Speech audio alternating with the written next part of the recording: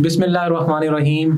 Dear CSS aspirants, आज हमारे साथ प्रोफेसर इमरान साहब हैं और आज हम इनसे जो है वो CSS 2023 से रिलेटेड एक्सपेक्टेड क्वेश्चंस डिस्कस करेंगे या टॉपिक्स डिस्कस करेंगे जो कि आप कह लें एक्सपेक्टेड हैं CSS के इंग्लिश ऐसे पेपर में या करंट अफेयर के या ओवरऑल पाक अफेयर में भी आ सकते हैं या आपके पास एनालिसिस के लिए आ सकते हैं। सर स्टार्ट करते हैं। सबसे पहले जो बड़ा एक आज पाकिस्तान का एक ग्रेव चैलेंज चल रहा है वो है पोलराइज्ड पॉलिटिक्स। तो पोलराइज्ड पॉलिटिक्स मेरा ख्याल है डिस्कस करने से पहले स्टूडेंट्स को ये थोड़ा क्लियर कर देते हैं कि what is polarised politics. Simply अगर आप ज्योग्राफिकल टर्म्स में देखें तो दो पोल्स इतने को डिफरेंट जगहों पर हैं कि वो कभी भी आपस में मिल नहीं सकते हैं। तो यहीं से हम पोलराइज्ड पॉलिटिक्स जो पाकिस्तान में चल रही है कि डिफरेंसेस पार्टीज में या पॉलिटिकल लीडर्स में इतना आ चुका है कि वो कंसेंसस नहीं पैदा कर सकते। अगर कंसेंसस नहीं होगा तो आप कभी भी जो नेशनल लेवल के इश्यूज हैं उनको एड्रेस नहीं कर पाएंगे। इस वक्त नेशनल लेवल का इशू दो ही बड़े हैं, एक इकोनॉमी हमारी और इकोनॉमी में वही डबल डेफिसिट डायलेमा जिसमें करंट अकाउंट डेफिसिट और साथ में फिस्कल डेफिसिट है, और उसके लिए स्ट्रक्चरल रिफॉर्म्स है। स्ट्रक्चरल रिफॉर्म्स उस वक्त तक नहीं हो सकते क्योंकि बहुत सख्त हैं। अगर आप वो स्ट्रक्चरल रिफॉर्म्स लेके आती हो तो आवाम आपके खिलाफ खड़ी हो सकती है, ट्रेडर्स खड़े हो सकती हैं, फिर इसी तरह से आपके लिए मसाइल पैदा हो सकती हैं। तो वो अपोजिशन फिर उसको एक्सप्लॉइट करती है उस सिचुएशन को। तो जब तक आपस में कंसेंसस नहीं होगा ये मसला हल नहीं हो सकता। दूसरा मसला है टेररिज्म का मसला, वो भी आपस में बैठ के कंसेंसस के साथ ही तय करने पड़ेंगे। इवन के पोलराइजेशन हमारे इंस्टीट्यूशंस में मौजूद है। आप पॉलिटिक्स से ऊपर अगर चले जाएं तो स्टेट के इंस्टीट्यूशंस अगर उनमें इतनी if they are poles apart in their points of view तो फिर भी मामला नहीं चल सकता। सारे पिलर्स को मिल के इस स्टेट की छत को उठाना है। तो पोलराइज्ड पॉलिटिक्स का तो यही है कि डिफरेंसेस हेट्रेड से पैदा होती हैं, रिजिडिटी से पैदा होती हैं और उससे बहुत सारे मसाइल पैदा होती हैं। जी बहुत शुक्रिया सर। अच्छा सर, ये मैं थोड़ा सा जानना चाहूँगा कि पाकिस्तान की अगर हम पॉलिटिक्स की बात करें तो आपको क्या लगता है कि पाकिस्तान में पोलराइज्ड पॉलिटिक्स इब्तिदा से ही थी या किसी टाइम फ्रेम में आकर पाकिस्तान की जो पॉलिटिक्स है वो पोलराइज्ड हुई?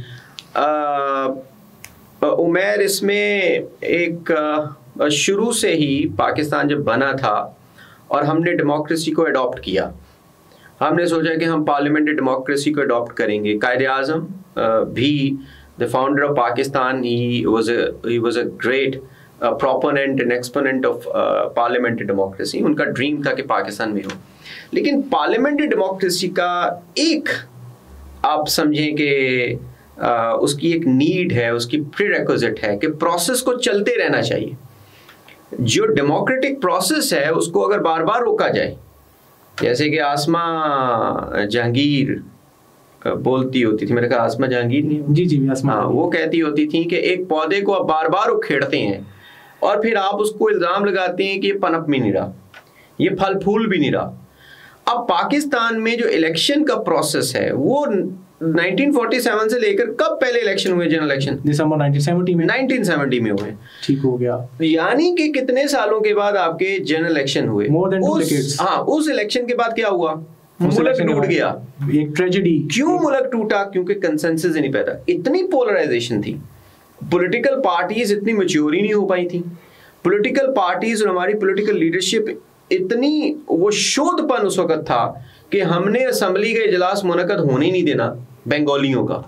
क्यों? क्योंकि उनको पता था कि पता नहीं पहली दफा हमें मिली है, ये चांस मिला है। जैसे पाकिस्तान पीपल्स पार्टी का वैसे गवर्नमेंट बनती नहीं थी, बनती तो मुजीबुर रहमान की थी, लेकिन रौला क्या डाला भुट्टो ने? कहा Bhutto actually represented that set mentality of an immature politics in Pakistan की उसमें मेच्योरिटी नहीं आई। उन्होंने कहा कि एक दफा इलेक्शंस हुए हैं, पता नहीं फिर हो या ना हो। अगर 1947 से ये प्रोसेस चलता रहता तो डेमोक्रेटिक कल्चर इवॉल्व हो जाता, और डेमोक्रेटिक कल्चर में एक कंसेंसस का कल्चर भी है।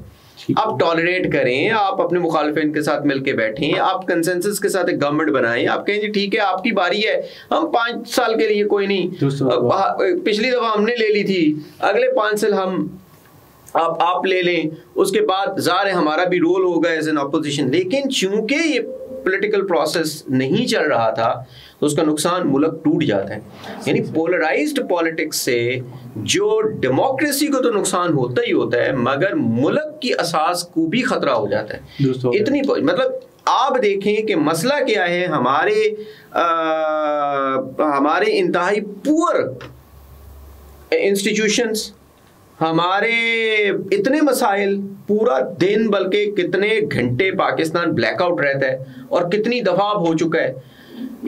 हमारा सारे का सारा सिस्टम वॉर्न आउट सिस्टम है, लेकिन इन सबको क्या पड़ी हुई है, हमारे पॉलिटिकल अपने इंटरेस्ट की जंग लड़ रहे हैं और इतने रिजिड हो चुके हैं कि अपने पॉइंट ऑफ व्यू से हिलने के लिए तैयार नहीं है, चाहे वो पीटीआई हो, चाहे वो पीएमएलएन हो, चाहे वो पीपीपी हो, चाहे वो कोई रीजनल पार्टीज हों।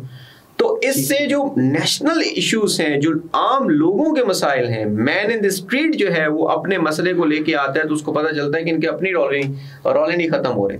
इनके रौले खत्म होंगे, ये फोकस करेंगे, कंसेंसस होगा, फिर ही आपकी पार्लियामेंट चल सकती है। सर अच्छा, जो आपने जिक्र किया कि पाकिस्तान में इलेक्शन हो जाने चाहिए थे टाइम से पाकिस्तान बनने के जल्द अज जल्द, तो इससे एक बड़ा ना नया नुक्ता मेरे जहन में आता है। मुझे ऐसा लगता है कि हमें आइन बाद में बनाना चाहिए था, पहले पाकिस्तान में इलेक्शन करा देने चाहिए थे। तो क्या ये इससे ज़्यादा बेहतरीन ना हो जाती कि हम इस पाकिस्तानियों को एक तो साइड लाइन भी ना करते, इस तरह से हमने 9 साल भी लगाए, 2.5 साल बाद हमारा 56 का कॉन्स्टिट्यूशन लिपट गया और पहला मार्शल लॉ आ गया और फिर मार्शल लॉ पे मार्शल लॉज आते रहे, मोर देन 50 ईयर्स बनते हैं मेरा ख्याल है, और पाकिस्तान के अंदर स्मूथ जो आप कह लें फंक्शनिंग ऑफ डेमोक्रेसी वो तो नहीं हो सकी। तो ये तो एक फिर यहाँ पे हमें पहले ये कर देना चाहिए था इब्तिदा में, हम पहले आइन ना बनाते, हम पहले इलेक्शंस करवा लेते। क्या ये बात दुरुस्त हो? ठीक है, ऐसा भी हो सकता था, क्योंकि फिर जो आपकी पार्लियामेंट बनती उसके पीछे पॉपुलर सपोर्ट होती, वो जो आइन बनता, जो कॉन्स्टिट्यूशन बनता, वो पीपल्स कॉन्स्टिट्यूशन होता। ठीक हो गया सर। देखिए पाकिस्तान में एक ही कॉन्स्टिट्यूशन है जिसको कहा जाता है पीपल्स कॉन्स्टिट्यूशन, 1973 का, आज तक बरकरार है ना, जो कि डायरेक्टली इलेक्टेड पार्लियामेंट ने बनाया। बिल्कुल, और सबका कंसेंसस है इसके ऊपर। किसी को हिम्मत नहीं पड़ी 1973 के बाद 2 डिक्टेटर्स आए हैं और तकरीबन दोनों ने मिलकर 19 साल हुकूमत की है। जनरल जिया ने, जनरल मुशर्रफ ने, उन्होंने आइन को सस्पेंड किए रखा है, लेकिन उनमें हिम्मत नहीं पड़ी कि इसको एब्रोगेट करें, खत्म कर दें। 1956 का कॉन्स्टिट्यूशन 2 साल रहा खत्म, क्योंकि उसके पीछे लोगों की सपोर्ट नहीं थी, क्योंकि वो इनडायरेक्टली इलेक्टेड पार्लियामेंट ने बनाया था। वो ऐसी पार्लियामेंट ने नहीं बनाया था जो कि लोगों की सपोर्ट के साथ, लोगों की राय के बाद बनी हो। 1973 उस पार्लियामेंट ने बनाया था जो जनरल इलेक्शंस के बाद वजूद में आई। उसमें तमाम पार्टीज का कंसेंसस मौजूद था, उसमें तमाम स्टेक होल्डर्स को ऑन बोर्ड लिया गया था। आज तक उस कॉन्स्टिट्यूशन को, ठीक है, छेड़खानी काफी की गई, डोजेस हैवी दी गई, कभी 8वीं अमेंडमेंट, कभी 17th अमेंडमेंट, मगर उसको एब्रोगेट नहीं किया। और इस कॉन्स्टिट्यूशन की आप सर्वाइवल पावर देखेंगे, बार बार डोजेस देने के बावजूद उसको ओवरऑल किया जाता है। जब भी डेमोक्रेटिक डिस्पेंसेशन आई, उन्होंने कोई 18th अमेंडमेंट पास कर ली, कभी उसको 13th अमेंडमेंट में उसमें पास हुई, जो डिक्टेटोरियल जो अमेंडमेंट्स थी उनको खत्म करके तो पार्लियामेंट्री पावर को दोबारा से बहाल किया। इसको कहते हैं कल्चर। तो डेमोक्रेटिक कल्चर जो है वो हमेशा प्रोसेस के चलने से स्ट्रेंथन होता है। आप देखें, प्रोसेस है ना, प्रोसेस सारा डेमोक्रेसी नहीं है। डेमोक्रेसी सही तो वो है जो कल्चर है, और कल्चर क्या है? टॉलरेंस का, कंसेंसस का, एक दूसरे की बात सुनने का, अवाम के मसलों के ऊपर अपनी जो पॉलिटिकल इंटरेस्ट है साइडलाइन करने का। ये है वो जो डेमोक्रेटिक कल्चर या वैल्यूज की हम बात करें, प्रिंसिपल्स की अगर हम बात करें, इक्वालिटी, देने का, देने का, लेने का नहीं कि मुझे सब मिल जाए, देने का जो हौसला है उसको वैल्यू बोलते हैं, डेमोक्रेटिक वैल्यू। तो डेमोक्रेटिक वैल्यू हमेशा उसी वक्त आती है, वैल्यू सिस्टम हमेशा एवोल्यूशनरी प्रोसेस होता है। exactly. तो आपने डेमोक्रेसी का जो प्रोसेस है, इलेक्शंस होना, पार्लियामेंट्स का बनना, डिसीजंस लेना, डिस्कशंस, ये सारा एक कल्चर है, प्रोसेस है। इसके कंटिन्यूएशन के साथ वैल्यूज पनपना शुरू हो जाती है। ठीक हो गया। तो पाकिस्तान में ऐसा हुआ नहीं, लेकिन अभी भी आप देख लें, अभी इस पोलराइजेशन से हमें कितने खतरात हैं। ठीक है, अब उससे डेमोक्रेसी पूरी की पूरी खतरे में पड़ी हुई है। अब कुछ मुक्तदर हल्के ये कह रही हैं कि टेक्नोक्रेटिक गवर्नमेंट्स ले हैं। अब अगर टेक्नोक्रेटिक गवर्नमेंट आती है वो 2-2.5 साल तक तो नहीं रहेगी। उन्होंने कहा जी इकोनॉमी फिक्स नहीं हुई है। इकोनॉमी फिक्स 2-2.5 साल में थोड़ी हो सकती है, वो फिर प्रोलॉन्ग होगी। इसी तरीके से ये सारी की सारी डेमोक्रेसी का जो है चटपट हो जाना है अगर ये लड़ती नहीं जमातें अपने सारे इश्यूज को आखिर में जाके तो किसको देती हैं, कभी इलेक्शन कमीशन को, कभी जुडिशरी को, और कभी वो देख रही होती हैं मिलिट्री को, यानी जो नॉन इलेक्टेड बॉडीज हैं उनके पास अपने फैसलों को लेके जाती हैं। इनमें इतनी भी ताकत नहीं है कि बैठ के अपने फैसले खुद ही से अपने मामलात को हल कर लें। इसका मतलब है कि अपनी वीकनेसेस को दूसरे इदारों को दे रही हैं और दूसरे इदारे वो इनकी वीकनेसेस को एक्सप्लॉइट कर रहे हैं, जिससे नहीं चल सकती डेमोक्रेसी। ठीक हो गई, दुरुस्त हो गई बात सर। अच्छा सर, ये बात क्या फिर दुरुस्त नहीं होगी कि हम जो आज से ये रोना रो रहे हैं कि पोलराइज पॉलिटिक्स, क्या पोलराइज पॉलिटिक्स पाकिस्तान की सियासत में इब्तदा से नहीं आ गई थी जब हमने ईस्ट पाकिस्तान और वेस्ट पाकिस्तान में डिफरेंसेस क्रिएट कर दिए? बिल्कुल, पोलराइजेशन तो आ गई। आपका जो बंगालीज थे, बंगालीज जब अपना हक मांगते थे तो हम वेस्ट पाकिस्तानीज उनको यही कहते थे कि भाई जाओ आप अपना अलहदा मुल्क बना लो। तो वो कहते थे कि भाई पाकिस्तान हमने बनाया है। ढाका में बनी थी मुस्लिम लीग, और बांग्लादेश वाले जो बंगाल वाले जो हैं उन्होंने कुर्बानियां दी, बिहार वालों ने कुर्बानियां दी, सेंट्रल इंडिया ने लीड किया था। बिल्कुल, आप लोग तो एंड पे आए हैं हमारे साथ। आप लोग तो सारे के सारे चारों सूबे कम्युनिस्ट पार्टी के थे, चाहे वो बलोचिस्तान को तो उसको सूबा बना ही नहीं था, बलोचिस्तान का एरिया ले लें, पंजाब ले लें, आप केपी का जो इस वक्त का हिस्सा है वो ले लें, सारी कम्युनिस्ट पार्टी थी। सारी जो कम्युनिस्ट पार्टी ऑफ इंडिया है वो तो थी कांग्रेस के साथ। आप लोगों ने तो पाकिस्तान बनाया ही नहीं है, पाकिस्तान तो हमने बनाया है। आप लोगों ने अलहदा होना है तो हो जाए, हम पाकिस्तान है। That was what they said to अस।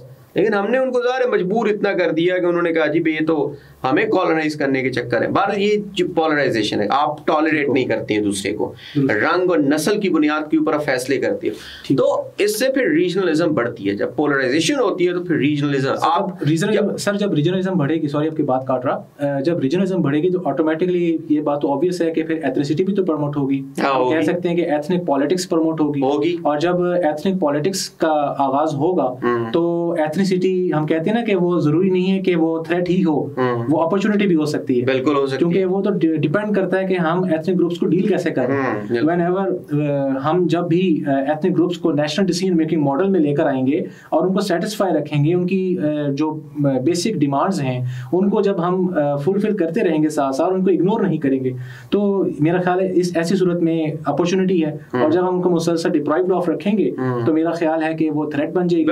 और ये एक उसकी बहुत बड़ी मिसाल है सेपरेशन ऑफ ईस्ट पाकिस्तान। तो इसका मतलब है कि पोलराइज पॉलिटिक्स नया कॉन्सेप्ट तो नहीं है। नहीं, पाकिस्तान में हमेशा पोलराइज पॉलिटिक्स रही है। उसकी मेरे नज़दीक सबसे बड़ी वजह यही है कि हमारे अंदर पॉलिटिकल मैच्योरिटी नहीं आती। पॉलिटिकल मैच्योरिटी में पॉलिटिकल पार्टी से आती है। जब भी डिक्टेटर आता है पॉलिटिकल पार्टीज को कमज़ोर करता है, सिविल इंस्टीट्यूशंस को कमज़ोर करता है। तो अभी इसमें एक अच्छी बात यह है कि डेमोक्रेसी के आगाज़ में ये सारा गंद होता है, लड़ना झगड़ना, किसी की बात ना मानना, लेकिन with the passage of time वो पॉलिटिकल कल्चर पनपता है जिसकी मैं बात कर रहा हूँ। जैसे 1990s में आप देख लें कि people's party, Pakistan people's party और नवाज शरीफ की जो पाकिस्तान मुस्लिम लीग है, बाद में मुस्लिम लीग नून बन गई जब चट्ठा लीग जो है वो उसका फैक्शन अलहदा हो गया। तो उस वक्त इनके दरमियान में इतनी पोलराइजेशन थी कि हम जब कॉलेज लेवल के ऊपर पढ़ते थे तो हम समझते थे कि इनमें जंग हो जाएगी। मतलब मैं अगर मुस्लिम लीग का था तो दूसरा पीपल्स पार्टी का था, तो ऐसे झाग निकाल के हम एक दूसरे से मुक्के लहरा के बात कर रहे थे। हम समझते थे कि ये तो मुल्क जंग की तरफ जा रहा है, सिविल वॉर की तरफ। ठीक देखें, इनमें मैच्योरिटी आई, इन्होंने ही चार्टर डेमोक्रेसी साइन किया, बिल्कुल किया। फिर उसके बाद यही पाकिस्तान में आए, इन्होंने इस चीज के ऊपर समझौता कर लिया कि हमने इतनी लेग पुलिंग नहीं करनी है कि आर्मी को वैक्यूम नहीं देना। ठीक, आर्मी ने एक तीसरी फोर्स बना दी। ठीक है, अब वो तीसरी फोर्स अभी मैच्योर नहीं है, खास तौर पे उसका लीडर तो मैं समझता हूँ कि अभी इतनी मैच्योरिटी नहीं है। वो जिस तरीके से हीट को रेस किए रखते हैं और पोलराइजेशन मौजूद है, और इनकी भी निकम्मापन के इनके अंदर बेसिक जो जर्म्स हैं अभी तक नहीं गई हैं अपनी अपनी पार्टीज के ऊपर। जो इनके बच्चे हैं, इनके भाई हैं, इनके हमजुल्फ हैं, इनके हर बंदा जो है ना वो छाया हुआ है। तो आम लोग को पता चलता है कि यार ये भी एक तरह से फैमिली बिजनेस बनाया हुआ है इन्होंने पॉलिटिक्स को। ये तो कोई ये जो चीजें हैं बहरहाल इसकी वजह से जो पोलराइजेशन है मेरा ख्याल है ये भी जो डेमोक्रेसी की मैच्योरिटी के लिए ये लड़ेंगे भरेंगे, फिर यही पार्लियामेंट में आएंगे, यही काम करेंगे, इसे आहिस्ता आहिस्ता। और दूसरी जान अवाम में भी तो शऊर आएगा, आ रहा है एग्जैक्टली अवाम में शऊर आ रहा है। अवाम अब देख रहे हैं, आप देखें हक दो तहरीक जो मशहूर हुई है गवादर में, जमात इस्लामी जो कराची में इस तरीके से उसने लोकल गवर्नमेंट के इलेक्शंस में कितनी बड़ी पार्टी बन के वो रीमर्ज हुई है, सेकंड बड़ी पार्टी बनी है, लेकिन पीपल्स पार्टी थिन मार्जिन के साथ अभी लीड कर रही है। हो सकता है कि कुछ और दोबारा से रिकाउंटिंग हो तो ये भी मार्जिन खत्म हो जाए। मगर ठीक हो, आप ये देखें कि जमात इस्लामी को ये चीज एहसास होगी कि अगर मैंने पॉलिटिक्स में जिंदा रहना है तो मैंने गली के अंदर मौजूद जो आदमी है उसके मसले उठाने हैं, उसके मसाइल को रेज करना है। उसको मसला क्या है गटर के उबलने को, उसको मसला क्या है गली मेरी टूटी हुई है, उसको मसला क्या है मेरे मोहल्ले में डिस्पेंसरी नहीं है, उसका मसला क्या है कि ट्रैफिक ज्यादा है, मेरे बच्चों को स्कूल तक पहुंचाने के लिए वैन्स लगनी चाहिए, उसको मसला क्या है कि बहुत सारा कचरा है, सॉलिड वेस्ट जो है उसको डिस्पोज ऑफ होना है, उसको ये मसाइल हैं। उन्होंने गवादर में इन्हीं मसाइल को उठाया है कि देखें आम लोगों को मसला है आपके जो मैकेनाइज्ड ट्रॉलर्स आ रहे हैं चाइनीज या दूसरे मुल्कों से, वो सारी मछलियां पकड़ के शैलो वाटर्स में चले जाती हैं।